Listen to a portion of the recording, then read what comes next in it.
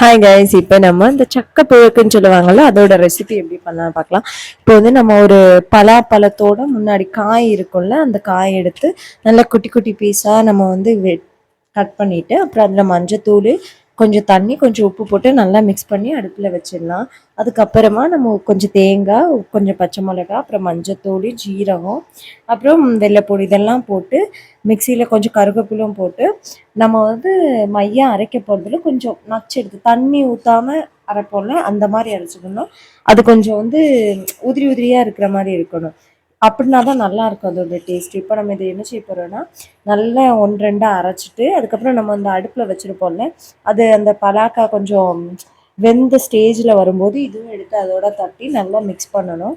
நல்லா மிக்ஸ் பண்ணி அதுக்கப்புறம் கொஞ்சம் நேரத்தில் நம்ம அடுப்பை ஆஃப் பண்ணிவிட்டு அதோடு சேர்த்து நம்ம நல்லா மிக்ஸ் பண்ணி நல்லா கிண்டி எடுத்தோன்னா நம்மளோட சக்கை ரெடி.